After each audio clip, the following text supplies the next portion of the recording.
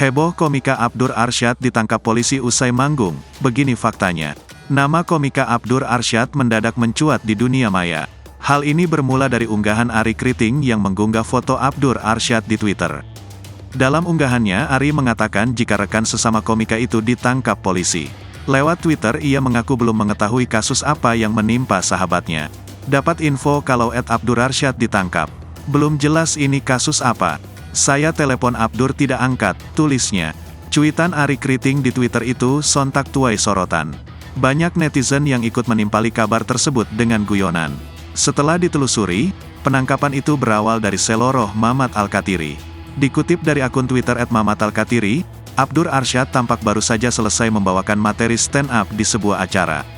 Saat hendak turun panggung, tiba-tiba Mamat Al-Katiri meminta polisi yang berjaga untuk menangkap Abdur. "Pak, tangkap dia Pak, dia ini materinya tadi brutal Pak, materinya provokatif. Materinya menyinggung banyak orang," ujar Mamat yang diringi oleh gelak tawa orang-orang di sekitar.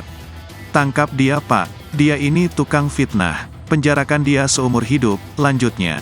Beberapa polisi pun lantas menangkap dan menggiring Abdur yang tampak tak berkutik dan hanya bisa tersenyum bingung. Usut punya usut, video tersebut hanya sebatas keisengan yang dilakukan Mamat terhadap Abdur. Pak, tangkap dia Pak. Dia ini materinya tadi brutal Pak. Materinya itu provokatif Pak. Tangkap Pak, tangkap Pak. Pak, tangkap Pak.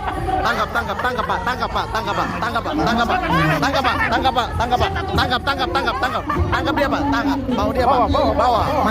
Materinya menyinggung banyak orang. Menyinggung banyak orang Pak. Menyinggung dia, mana? Tangkap dia. Dia tukang fitnah Pak. Tangkap, penjarakan seumur hidup. Seumur hidup penjarakan dia. Penjarakan dia. Mati.